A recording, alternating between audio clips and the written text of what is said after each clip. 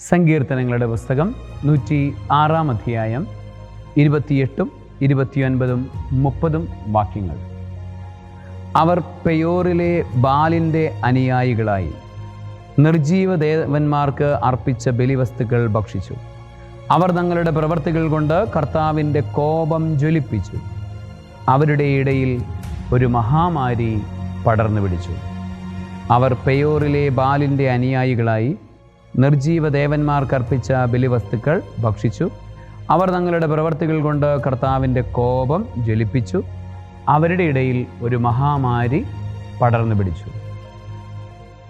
സന്ദർഭം ഇതാണ്: ഇസ്രായേൽ ജനം ഈജിപ്തിൻ്റെ അടിമത്തത്തിൽ നിന്ന് മോശയുടെ നേതൃത്വത്തിൽ ദൈവമായ കർത്താവിൻ്റെ അതിശക്തമായ അത്ഭുതകരമായ പ്രവർത്തനങ്ങളിലൂടെ കാനാൻ ദേശത്തേക്ക് യാത്രയാകുന്നു.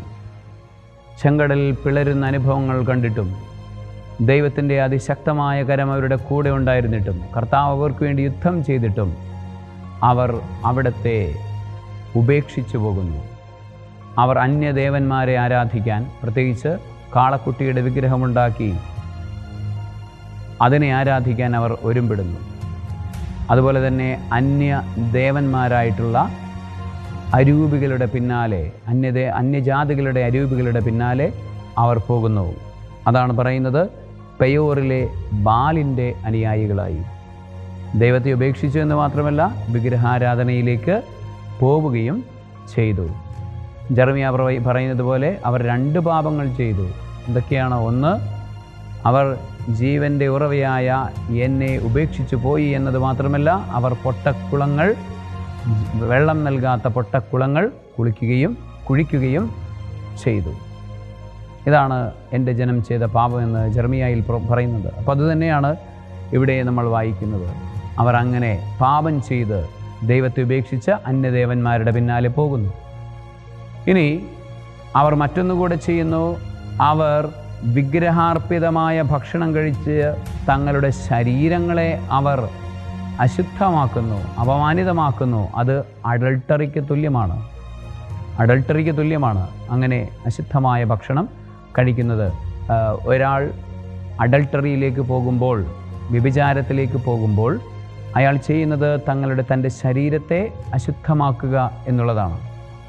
തൻ്റെ ശരീരത്തെ അശുദ്ധമാക്കുന്നു. അതുപോലെ തന്നെയുള്ളൊരു പ്രവർത്തനമാണ് അശുദ്ധമായ വിഗ്രഹങ്ങൾക്ക് അർപ്പിച്ചത് ഭക്ഷിക്കുന്നത്. അതാണ് അവർ ചെയ്തത്.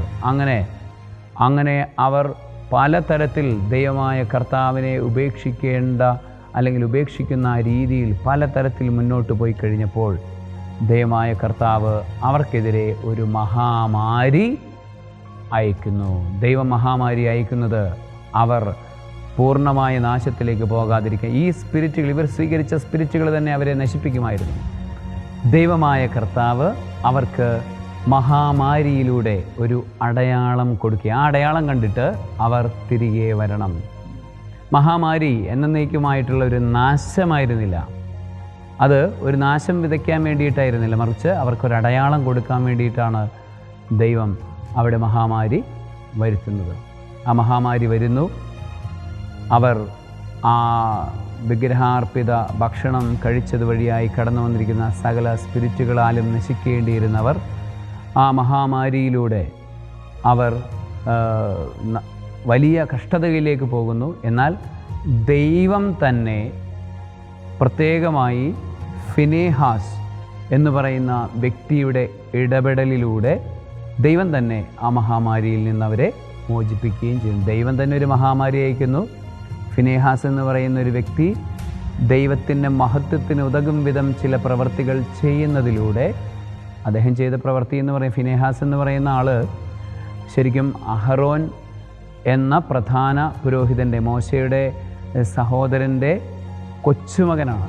മോശയുടെ സഹോദരൻ്റെ കൊച്ചുമകനായ ഫിനേഹാസ് ചെയ്തത് എന്താണ് എന്ന് ചോദിച്ചാൽ, സിമ്രി എന്ന് പറയുന്ന വ്യക്തിയെയും കോസ്ബി എന്ന് പറയുന്ന ഒരു സ്ത്രീയെയും അദ്ദേഹം വധിക്കുകയാണ് ചെയ്യുന്നത്. പുരോഹിതനായിരുന്ന അദ്ദേഹം വധിക്കുകയാണ് ചെയ്യുന്നത്. കാരണം അവർ ദൈവമായ കർത്താവിൻ്റെ സന്നിധിയിൽ പരസ്യമായി ജനത്തിനു മുൻപിൽ ദുർമാതൃക നൽകും വിധം പരസ്യമായി തിന്മ അധാർമികത പ്രവർത്തിച്ചു.